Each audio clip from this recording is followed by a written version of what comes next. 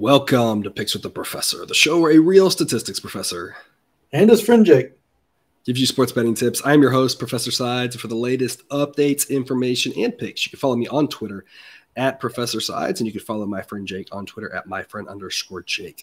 This Major League Baseball episode covers every game scheduled to be played on Thursday, September 29th, 2022. In case you're new here, I've built a mathematical model for win probability using hitter and pitcher projections I've created in order to make one money line or run line pick on every game that's played 7 days a week, though there are no Sunday shows. Please note that these probabilities assume normal starting lineups and are using current rosters at the time of recording. What will be shown on the banners or on the screen are the thresholds for the A and B grade plays so that you can make the best decisions possible based on current odds and the books you do business with. My goals for this episode are to share key information about today's games, give you a few things to think on, and explain why certain plays are being made in order for you to come up with picks that you are comfortable with. I never recommend blindly tailing or fading any pick, but rather hear the justifications and thought processes to make sure you're fully on board with us or against us before investing your hard-earned money. As I'm always saying, take what you like and leave the rest. As we go through the plays, remember that there are no locks in gambling, so I'll give you our loves, likes, and leans, that is A, B, and C grades, to indicate my confidence level with respect to scaling wagers. And as always, please remember that good and bad variance will occur, so as much as I'd like to say we'll be profitable each and every day, that is an impossible reality for any gambler. Jake, we're in the last week of the regular season now. So it's hard to believe. It feels like it wasn't that long ago that we were just getting started. It really does. Only a couple of interesting races down the stretch. So now we're really entering the part of the season where you have to watch lineups, right? I mean, obviously Mets and Braves is a fascinating one. And the last wild card spot. And of course, the two of the three wild card spots in the NL are still up for grabs. Otherwise, I think everything's pretty much set at this point. Yeah. Not really much else of interest other than winning money. Yeah, just tell me what it's like to have your division locked up for a month and a half and not have to worry about this at all. Because I don't know. Yeah. I just don't understand. I will say it's so crazy as an Astros fan, knowing that this won't last forever, but having gone to, I think it's like 5 straight ALCSs now, having won the division so many times, and then the years we haven't, being in the wild card and doing well there. It's been such a weird run. My whole life growing up, that was never the case. It was like making the playoffs was exciting, and now it just seems like a given almost. It's just a weird world. But Astros fans right now, Guardians fans a little bit, that was a little bit shaky. Yankees fans really all season. Dodgers fans pretty much all season. Cardinals fans since the break on, right, have been kind of cruising for the most part. And that last one, the Braves and Mets, is a nail biter. It's fun for the rest of us watching. It's exciting for me. Yeah, and tonight was a killer. Losing by 1, and then the Mets winning in a walk-off fashion makes this next series. I want to pull my hair out. Yeah, two tight games there. Going the Mets' way, winning the one and the Braves losing, definitely impactful. That 3-game series you're talking about, Atlanta, it looks like it probably won't be affected by the hurricane, but that's today. Who knows in 24 hours if that'll change. Right now, it's looking like that storm's going to be a little bit east of that. Not really affect things, but, it could change, at any time. So just obviously to keep an eye on it, because obviously we don't want weather to impact that. We want to see those games play out because it'll be the must-watch games of the weekend. Yes. I won't I'm gonna be glued to my TV with it. So. Yep. All right. Well, there's 10 games on this Thursday, but before we get to that, some reminders. Please hit that like button if you're on YouTube. Also, if you aren't yet, please consider subscribing or following. It's free, and if you turn on notifications, you won't miss any college basketball, MLB, or college football content that this channel provides. Also, check out Horse Racing Today. If you like to play the ponies, you can find their stuff at horseracingtoday.net. They've got a team of 5 with over 125 years of combined experience in handicapping horse races. There's an angle they don't know or bias they can identify. The link for their YouTube shows and the website are in the description. And lastly, as a reminder, we've started up a Patreon page for those of you looking to support the show. Membership starts at just $3 a month. Benefits get you things like the play of the day, which I think we won 4 in a row as of today, which that's always a lot of fun. Discord group, ad-free and early access to the shows, early access to projected spreads. The link for that Patreon will be down there in the crawler. It's also in the show's description, so if you're interested in getting some of that, you can. If not, as always, free picks on every single game. Starting off here, a few afternoon games on this Thursday, 1:10 Eastern, White Sox at the Twins. Should be around 60 degrees to start, upper 60s to close. Winds will be blowing at 10 to 15 miles an hour. in or across. It's kind of in between right now. So I'm giving the pitchers a little bit of a benefit for it blowing kind of in, but it being kind of across is giving them the full benefit of that strong wind. Sideline says 7.6 for the total. So it's a pass for me at 7.5, which is the current number. Instead, I'm going to take the Twins as an A-grade play. The price right now is -102. You can see on screen that -112 gets it to be an A-grade. Sideline says this price should be -123, so lots of value here on the Twins. They don't have an edge in the starting pitcher department with Louis Varland against Lucas Giolito. Both of them have ERAs around 5. Giolito's underlying metrics are about a full run better, but the gap between these pitchers isn't that large, and the gap between these two offenses, I think, is the Twins kind of finally showing up here at the end of the season despite a pretty putrid first half of September. They won on Wednesday. I think they can win again Thursday here. I like them as acting as if it's a coin toss game, but I think the Twins should be favored in here. I think Varland can get the job done for us. Back in the Twins, A-grade play for me. Jake, what do you got? Yeah, I'm going with the Twins here. I think the White Sox are going to be kind of doing what the Twins were. I think they're kind of going through the little motions there, and I'd rather have my money on the Twins than the White Sox with the way everything rides, especially at that price. If I can pay for it cheaper, I will. So I like to be able to win a little more money. Yeah, absolutely. That -102 is a really good price. I think it's a good point you make that the Twins kind of fell out of it more at the start of the month, and they really struggled there once it kind of hit them that they were out of it. The White Sox didn't happen until more recently. Now the White Sox are going through that struggle. It looks like the Twins are kind of back to they kind of accepted their fate, and now it's, okay, let's finish the season strong. A little bit more excitement. It's tough to stay motivated. Contract to hit. Right, exactly. It's tough to stay focused for a full 162. It's no surprise that you'd be a little disappointed after missing the playoffs, struggle a little bit. But again, the Twins look like they at least are going to try to finish the season strong. White Sox might still do that, but I just think the Twins are at least playing a little bit better baseball right now. And like you said, -102 for the home team is a solid price. So Jake and I are both on the Twins here in the afternoon. Same start time, 1:10 Eastern, Royals and Tigers. Even though it's a daytime start here, it's going to start off in the upper 50s, close in the low 60s. Winds will be blowing across around 5 miles an hour, so no wind effect here.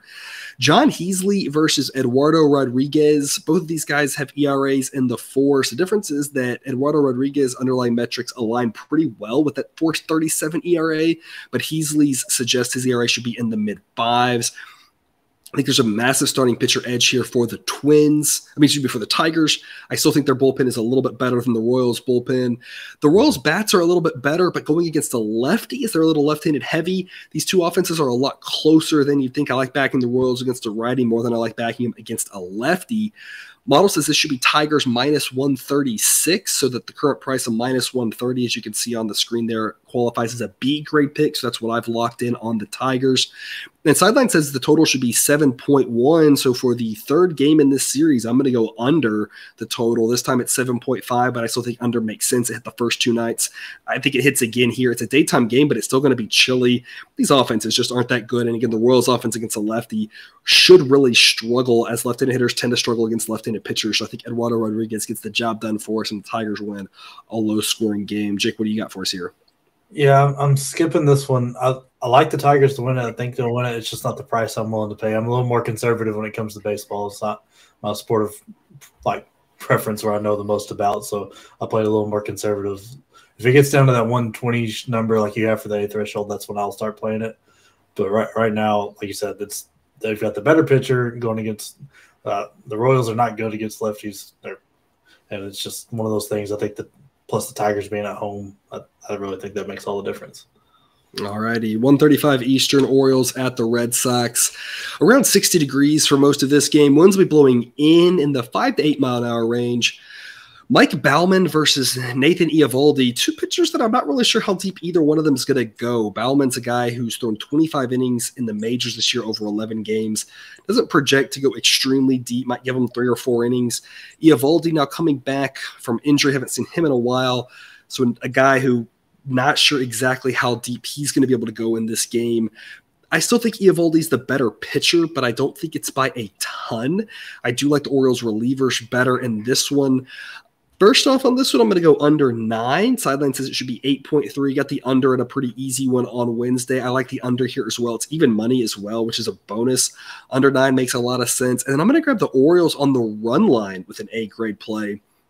The current price on the Orioles money line is plus 138, which is almost to an A grade. As you can see on the screen there, an A grade play for the Orioles would be needed. We would need plus 140. It's almost there, but I think shifting to the run line gives us a little bit more value considering the fact that this could be a tight game. I think that there should be fewer runs than the odds makers are expecting, which means grabbing the plus 1.5 offers us increased value. So we've got an A grade play here on the Orioles. It's minus 145 to grab the plus 1.5. I think they can hang in there in this game, and we don't really know what to expect from Eovaldi. Even if he pitches well, the Orioles could hang in there and lose this game something like 3-2. So I think the Orioles got a chance to win, or at least hang in there and lose by 1. I think minus 145 is a pretty good price on that run line. So I'm going under 9 and grabbing Orioles run line A grade play. Jake, what do you think? Yeah, this is another one I'm dodging. I can't disagree with anything you said. It's a good play at 1.5. Like I said, we don't know what we're going to get out of Bauman because he just doesn't really pitch a lot and hasn't had that much of a career to look off of. And then Eovaldi coming back off an injury. It's just there's too many unknowns here for me to be comfortable playing anything.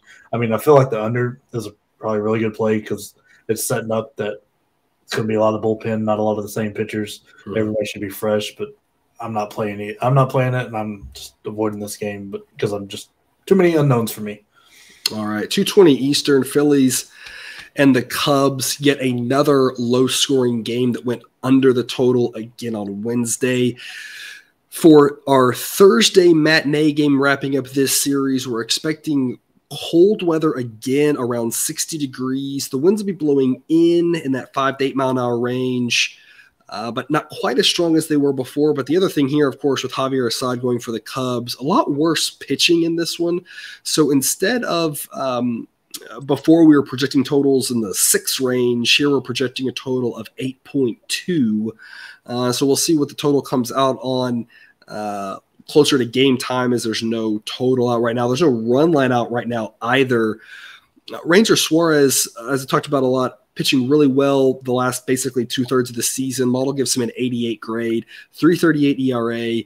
Again, I like him better than Assad, who is the underlying metrics indicate should have an ERA about a full run higher than he does. Gets a 117 grade. So a pretty big edge here for the Phillies on the starting pitcher. They got an edge on offense. They got an edge in the bullpen, but they weren't able to get it done here in the first part of this series. So there's obviously, like we say, there's no locks in gambling. Right now, the model says the Phillies should be a minus 159 favorite. And so the current price of minus 184 on the Phillies is just way too expensive. I don't mind backing him at that price with Wheeler on the mound, Nola on the mound. And I think Suarez is good, but I just think it's too steep of a price here. So I'm going to be on the Cubs, but no official pick for me right now because I want to wait and see what the run line price is before going either direction. The current money line price is Cubs plus 169. So right now would be a B grade pick. But again, I kind of want to see what the run line is, what the total is, have a little bit more information before making a play on this one. So I'll make a play on this Thursday morning. Maybe by the time you watch this, I've already got a play tweeted out and in the Google Sheet. If not, look for it because it should happen shortly after you watch this. But for right now, no play. But it looks like it's a Cubs pick. It's just trying to figure out what the best advantage is once we have all of the lines out available to us. Jake, what is your thoughts on this one? Yeah, I'm really wanting to see what the run line is, too. That's very interesting to me. I really like Ranger Suarez. The way he's pitching right now is kind of incredible. But Cubs have been pretty frisky, and I know the Phillies are still they're in the wild card now, but I think they're still on the edge. They still got to keep winning. So I really want to see what those run line prices are because I'm hoping I can sneak a Phillies one in, but we'll see what the price comes out to. Yeah, the Phillies lead over the Brewers after a disappointing couple games here to the Cubs, down to half a game as of right now. So, I mean, they had a couple game lead. Brewers looked out of it. Now, all of a sudden, it's real tight between the two of them. Padres haven't clinched yet, but they're far enough out that it looks pretty likely that they're going to get in. It would seem really difficult for them not to. Of course, playing a series against the Dodgers doesn't really help them out. So, nothing's guaranteed there, but at least they're looking in better shape at the moment. To the night game, 6:10 Eastern. First pitch Rays at the Guardians. Guardians getting it done for us here on Wednesday with an A-grade winner. It'll be another chilly night in Cleveland, upper 50s for this one. Winds will be blowing in at almost 10 miles an hour to start with, dying down a little bit, maybe shifting a little bit across by the time this one ends. Sideline says 6.9 for the total. Actual total is 7, so it's a pass for me. Two good starting pitchers in Jeffrey Springs and Cal Quantrill. Springs is a 2.56 ERA. Underlying metrics say maybe not quite that good, but he continues to impress. And the same thing with Cal Quantrill. 3.49 ERA, and the underlying metrics say probably not that good, but he continues to impress too. So both guys pitching fairly well this season, having good results. Model's a little skeptical on both of them, but they've both done a good job. Both sets of relievers are pretty good. Both offenses are around average. So again, expecting a total of 7, I think that's pretty well priced. It's a pass there for me. But I'm going to back the Guardians again at minus 102. It's an A-grade play. Sideline says it should be minus 118, so you can see on screen minus 106 gets us to an A-grade play, and the current price of minus 102 I think is a fantastic value. It's kind of similar to that Twins price earlier, around even money. Makes a lot of sense here for a home team that's got a good chance to win. Jake, what do you got? Yeah, I think you just nailed my point. This is just like the Twins game. The price is exactly the same, and there's too much value on it, especially being at home. I think Quantrill's a pretty good pitcher. I think they've got a good chance to win this game. Put the money in the pocket. Yep. Obviously, Ray's still fighting at this point for better seeding. I'm not really sure. Like between the Rays, the Jays, and the Mariners are kind of mostly locked into these playoff spots. But like, you'd rather be the 6 seed or the 4 seed. You don't want to be the 5 seed because the 5 seed you have to go on the road to play the 4, and then you got to play the Astros, which you don't want to do. I don't know what those teams are like. I think the general that they're trying to win, but in the back of your mind, you're wondering like, how hard are any of these teams trying, knowing they want to be rested and healthy for the playoffs? Guardians in the same boat, really nothing to play for here. So it in theory could be playing for home field in the World Series if I don't know team they're playing against, right? But that would be a ridiculous move, right? Like that would just be an outrageous playoff bracket. Yeah, exactly. So it's pretty unlikely there. So it's like you got not really a lot that you're really playing for here. So at this point, I think everyone's trying to win, but there is no one team really wants it, one team really needs it. I think both teams are just going out there and playing, and that's always better to have that. It's tougher to handicap the one team really wants it, and the other team doesn't. It's kind of a like that matters a little bit, but maybe not as much as we think. But you can't just ignore it. It's a lot harder to balance it out. At least in this one, I think both teams want to win, but neither team's dying to win in this one. It would kind of be my take. Yeah. So stick with the home team.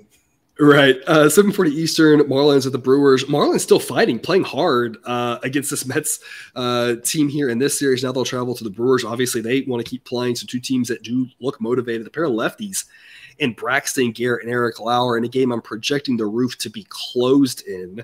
Both these lefties are average to above average, depending on kind of which eye you close. Eric Lauer gets an average grade from the rating, 3.96 ERA, but the underlying metrics are a little more skeptical of him. Braxton Garrett, 3.52 ERA and much fewer innings, but the advanced metrics, see, that's pretty spot on. So the model thinks that Garrett's the better pitcher between the two. Obviously, the Brewers' offense and relievers are better. Sideline says this should be Brewers minus 141 with a total of 7.3. No line on this one as of yet. So, Jake, what is your take for us here?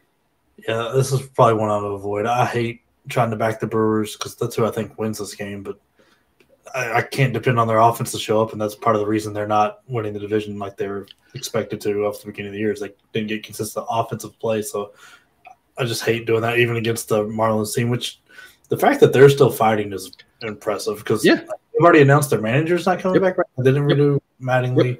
They're way out of the playoffs. They're for almost a month now, so I'm just happy to see those guys keep competing because it's fun. But man, I'm just staying away from this game.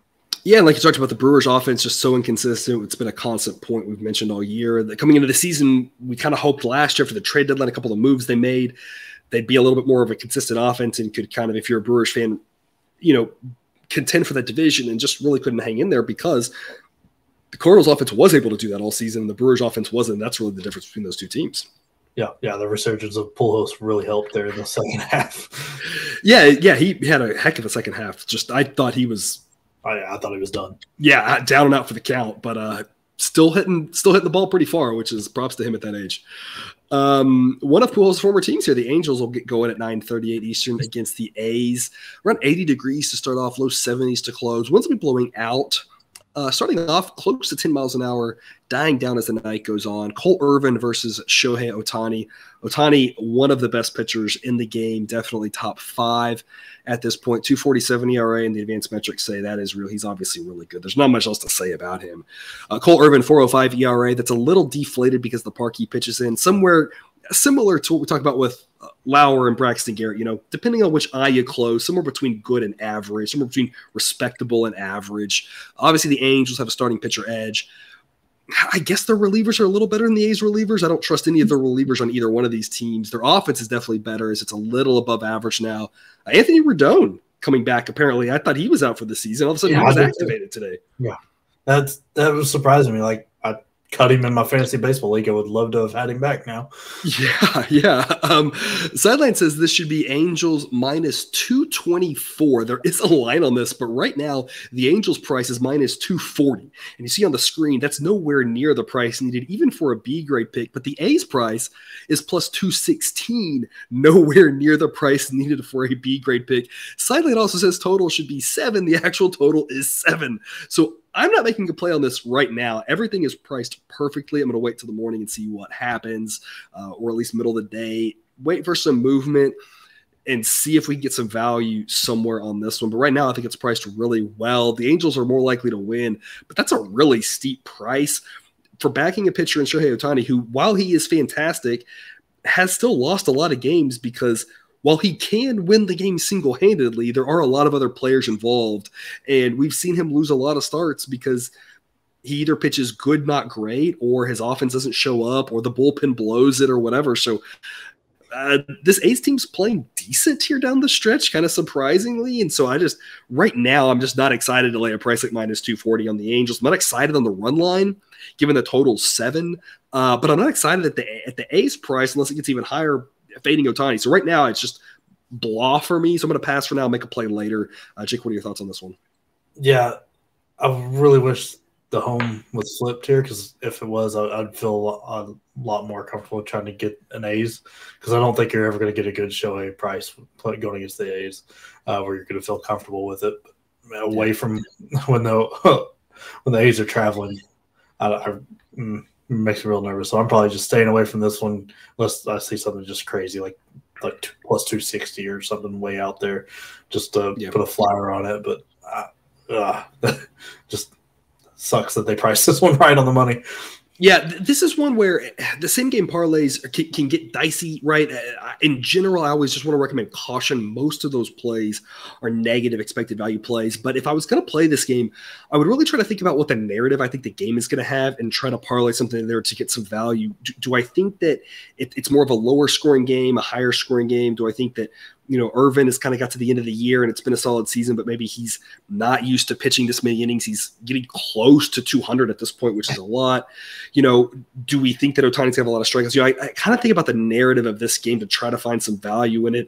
But caution on the same game parlays. A lot of there's not a lot of value, but that might be the only way to eke out any value in this one because the prices right now just not exciting. Yeah. But if you think maybe it's a low scoring game, maybe that gives you to an under and grabbing the A's like plus 2.5 or something and saying a low scoring game makes it harder for the Angels to win by a lot. You think it might be a high scoring game, parlay the Angels and an overprice or something, just kind of based off the narrative that you think this game takes. Otherwise, I think it's priced really well at the moment. Yeah. That's probably the only way to find any value is doing a little parlay like that. Yeah. 9:40 Eastern. First pitch, Dodgers at the Padres, around 75 degrees to start, around 70 to close. One's been blowing in or across, kind of hard to tell at this point. From left field at around 5 miles an hour. It's probably not too much of an effect either way. It looks like a pair of lefties in Andrew Heaney and Sean Manaea. Manaea is a pitcher who's really struggled, but given a little more rest, maybe that's helped him do a little bit better. Does get the advantage of the Dodgers are a pretty left-handed heavy team. Dodgers at some point are going to start resting players. They were off Monday, and so then playing, Tuesday, you expected a full roster or full lineup, kind of expected Wednesday. Maybe there's a few guys off here Thursday or Friday if you're kind of speculating how they're going to keep their guys rested heading into the playoffs. They got a few left-handed bats that they could sit against a lefty like Manaea, maybe give the Padres a little bit more of an edge. Obviously, the Padres full lineup at this point. They need to win every game they can. They're also a little left-handed heavy. Going against the lefty kind of gives their offense a tiny bit of a ding as well. Andrew Heaney is a guy I like a lot more than Sean Manaea. There's really no other way to put it. It's not just about the ERA. It's about how Manaea's looked as of late. The underlying metrics don't really like Manaea either. And Heaney's been a solid guy I've been talking about all season. Not a perfect pitcher, but in general, one that's been better to back and more good than bad at least. Even though both these offenses are a little bit worse against lefties, I still like the Dodgers offense better. Sideline says it should be Dodgers minus 146.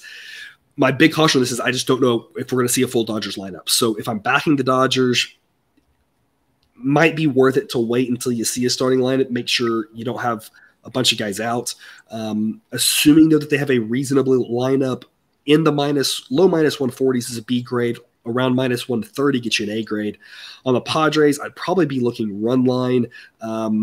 Money line wise, though, we're looking for plus 150s or plus 160s for the Padres. Make a lot of sense. Sideline says 8.7. Just expects a lot of runs in general with these offenses.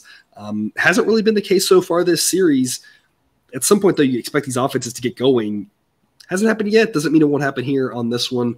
Obviously, San Diego, a more pitcher-friendly ballpark, but not really cold enough. Not really, it's surprising we've had so few runs, but that's baseball for you. I would likely be on the over on this one, again, pending starting lineups. Again, official pick on this and all the games that we're missing picks for coming on Twitter and in the Google Sheet later on. Jake, what's your take on this one? Yeah, I think of my time of backing the Dodgers has passed because I just don't trust them to have the full lineup. And then if they do have the full lineup, that price is going to skyrocket because Manaea has been really struggling. So there's just not anywhere I'm going to feel comfortable making a play on this. So I won't end up making a play. I feel like you're right. My hunch is that this number is going to be really high on the Dodgers, especially against Manaea, which means you'd be looking to back him, but it's so hard to do with how he's looked against this Dodgers offense. It's one of those where you can look at it and say it's a value play, but you can also just look at it and say it's not worth taking. And just like you said, just pass, just move on, pretend the game isn't happening. You don't have to bet them all, right? Yep. That's the perfect point of this. Yep. Also at 9:40 Eastern, Rangers at the Mariners.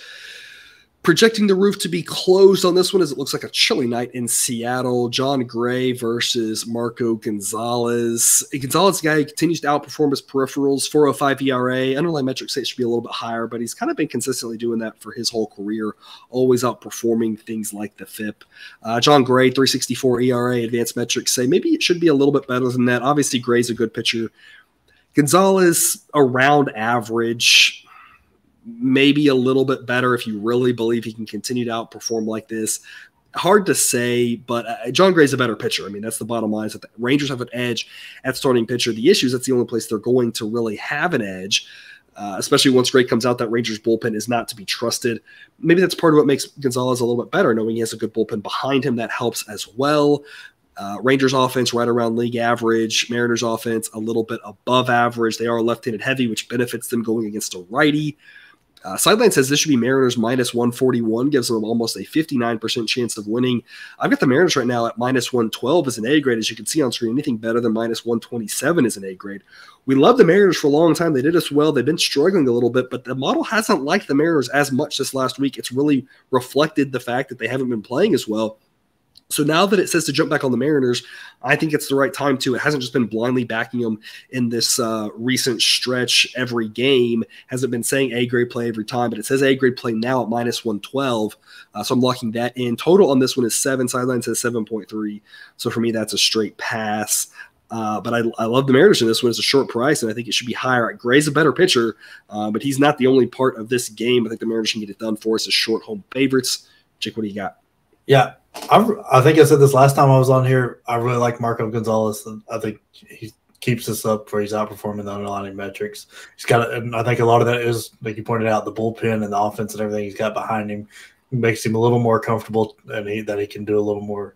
And he's not as worried about what's coming next, where Gray's really worried about what's coming. Yeah, I mean, yeah, you're a professional athlete. You shouldn't be worried about it, but whether you like it or not, right? Like pitcher wins are a really dumb stat, right? But pitchers love to get the stats. We all love the numbers, right? And so you're sitting there, you want to get the wins, and you know what's behind you. I mean, it can't really not affect you at some point, right? Yeah. And so I think that helps Marco a lot. I think the Mariners are a better team, and I think they get this win, especially at home. Like we mentioned, there's not a ton for him to play for. Maybe a little position jockeying, but maybe I'd have to see. I can't even remember where their standings are exactly, but it's not too much on the line for him. But I think maybe Marco's trying to get a little bit of that Luis Castillo money that the Mariners seem to be throwing around, and he shows up a little harder. I think last time he had a rough outing, but they still pulled it out when I was on there. But I think he'll have better go of it, and Mariners will win this one.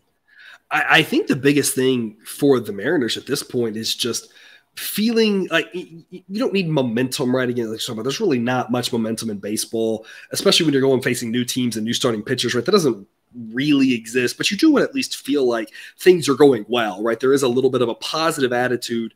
It may not necessarily help you on the field, but it just makes your life better and easier, right? So, I mean, I think it's more of they kind of struggled for a bit and they want to get some wins here and just have a little confidence, feel a little better, a little more exciting going into the playoffs as opposed to just feeling down, right? Doesn't mean they can't. We've seen the teams all the time struggle going into the playoffs and then do well, or be hot going into the playoffs and fall apart. So we're not riding this hot hand thing that's been disproven mathematically, but it's just like it makes life nicer and feel better if you feel confident rather than being like, oh, we've lost all these games, So I mean, I think they're trying to get things right after this last week they had. Yeah, like confidence does everything in some of the stuff like this, like especially when it comes down to where you're splitting hairs. Like it's the old saying, like you look good, they pay. Like you play good, you get paid good. So maybe that's what we're going for. I mean, it worked for the Braves last year. They got hot at the right time. Yep. Always just trying to catch lightning in a bottle, right? Yep. Last one here for us on this Thursday, 9:45 Eastern. Handful of day games, handful of late games. Not very many games in the middle there for us, but a bunch of late games. 9:45 Eastern, Rockies and the Giants. Another chilly one in San Francisco, low 60s winds. Slight breeze blowing out, probably not going to affect things too much. Ryan Feltner and Carlos Rodon, a massive starting pitcher mismatch here in favor of the Giants. Rodon, one of the top pitchers in the game, 2.98 ERA. Advanced metrics say maybe it should be even a little bit better than that. Feltner, a 5.91 ERA. That's inflated a little because of Coors, but he's still a below average pitcher. Neither set of relievers I have a lot of faith in whatsoever, but the Giants' offense is competent, a little above average. Rockies' offense, especially on the road, not. They got Jose Iglesias back. They put Charlie Blackmon on the IL. It's just, I would say it's one thing after another for the Rockies, but we never really thought they would be good this year. So it's just kind of the way the Rockies are at this point. The Giants should be large favorites, and they are. Sideline says 216. Current price is 210. I'm going to take them at that 210 with a B grade pick. As you can see on screen, it barely meets that threshold. This is about where I'd start thinking about run line. The total in this game is 7.5. Sideline says 7. I don't really want any part of a run line home team, a -1.5 for the home team, where I think there's only going to be 7 runs. I think the Giants win this one. I just don't know if they win by 1 or by 4. It's one of those things where it's just not a comfortable run line play. So I'm just going to play a little more conservative, take the money line at -210. It's about as high as I want to go, to be completely honest. I would look at the under on this one, but I think the current price on the 7.5, the under is like -130 or something ridiculous like that, which makes that not exciting. If this was 7.5, -110, -115, seeing that sideline says 7, I think it'd be a good under to take. I don't think there should be a ton of runs in this game. I don't think the Rockies really can score off of Rodon, but given the juice right now, it's a pass at the moment for the total. May add a play on that later, though, depending on how it moves. Bottom line, like I said, this -210 price for the Giants, a B grade and really about as high as I want to go. I just don't really like the run line in this spot. Jake, what do you got? Man, I really like Rodon. This is going to be sad that this is one of the last times we get to see him this year, that he's not in the playoffs. Like, it's a little heartbreaking. Maybe for the Giants, I believe he has an opt-out that it sounds like he's had a good enough year that he'll probably opt out, if I'm thinking correctly. Yeah, I don't know for sure, but if you can get paid, man, let's do it. I'm sure he needs my financial advice. And it's supposedly that's why the Giants didn't trade him, because the opt-out was something that teams didn't want to give up anything because they just figured he was going to opt out and get a big contract. Yeah. That all makes sense. I mean, I want to do run line with you, but I don't trust the Giants to be good enough behind him and batting for him to make sure that's 2 runs. So I'd rather not be that nervous about it. I feel very confident that they'll win. So I'm going to do that. Just pay the hefty price and go home with the win. Yeah, and on Wednesday night here, I took the run line on the Giants, and that was a situation where they didn't have as good a starting pitcher, but I just thought there'd be a lot of runs and thought the more runs, more likely that they win by multiple runs. And this one with Rodon pitching, sometimes the offenses just don't show up when you have your star pitchers there. I don't trust the Rockies to score, but it's like I just don't want this to be 1-0 in the 7th and me being like, oh man, what have I done? Like we've only got one more chance to hit. And they don't really care, that sort of thing. Losing on the bat there in the bottom of the 9th. That's losing that at bat there, and they price that in, of course, but that doesn't mean that we still don't look at that and use that and think about that with regards to we want to be comfortable with our picks. Like I said, I say it at the start because I want you to be comfortable with your picks. If you're not, there's something to be said for making a pick that you don't love because it's the right pick, but then you're still comfortable with it for a different reason because there's the logic of why it's right. So you have to have some level of comfort with what you're doing, and that home team -1.5. Like I said, for me, my personal thought is just I want to feel like this could get really ugly. And it's like, I don't know. I've seen Rodon pitch too many times where the offense doesn't show up. And like I said, it's 1-0 in the 7th. And I'm like, ugh. I want to feel like it's going to be, 5-1 in the 7th. And then I'm like, all right, we got this, And there's got to be something to that mental process there with a really good pitcher out and the offense is like, all right, we got the night off. Like, I don't because it happens everywhere and it's crazy. It does. It's something that I've long wondered, and it's not just a recent phenomenon. I mean, we was talking about Nolan Ryan with the Astros. There was one of those years back in the day where he had, like a 1.60 ERA or some crazy number like that, and he finished the season like 12-13. That was back when wins mattered a little bit more. They were more they told more because the pitcher pitched like the whole game. Yeah. But he had an under 500 record because the run support he had was almost no runs per game. Right. And we've seen it, Roger Clemens had several seasons like that towards the end of his career when he was good. We've seen it with all sorts of really good pitchers. Obviously Jacob deGrom of recent years talked about. So it's like, I would love to look into it. I'm wondering if someone has pulled the data on that because there's got, you have to control for weather and opponent and all that other fun stuff. So it wouldn't be extremely straightforward, but it could be done. Like you said, there's got to be something that there's just on average, just a little bit more of a, like, he's got this, and you just don't get as many runs for some reason when your ace is on the hill. Yeah, it's just kind of counterintuitive to having your ace on the hill. You're like, oh yeah, we'll throw our ace. That'll be good because our offense will stay the same. And then it's like, oh, the offense doesn't show up. Okay, it's like they still have to do something, right? You can't score no runs and win. That's not how baseball. Soccer, you can get no goals and win because of a penalty kicks, right? But baseball, you do have to score. You can't get nothing and win in baseball. All right, that is all the games here for this Thursday. Jake, any parting words? This will be the last time we see you until playoffs. We'll have wild card shows we'll be back on, but no more regular season shows for you, Jake. So what are your parting words for the regular season? You won't see me freak out over what's going on with the Braves and the Mets. In the Discord. We'll say join the Discord and he'll freak out for you there in the MLB channel of the Discord. Hey, this has been a great year. It's been fun. Can't wait to do it in the playoffs. My heart goes out to what was it, Larry Lasagna, Ricky Lasagna, or whatever, that dropped Judge's 61. That $2 million slipped through his hand, and congrats to Judge for finally getting that monkey off his back. Yeah. Hey, let's keep this. Let's keep making money. Let's end on a good note, and then keep making the money in the playoffs. All right, I like it. All right, thanks for tuning in for another episode of Picks with the Professor. Check out that website if you haven't yet. It's www.pickswiththeprofessor.com. Don't forget to subscribe so you can ensure all the sports betting content we provide on this channel is dropped right into your feed. I'll be back again tomorrow with more Major League Baseball picks. Got 3 college football episodes up and running for you for that. Lots of content here in the fall. As always, best of luck, and remember, you can eat your betting money, but please don't bet your eating money.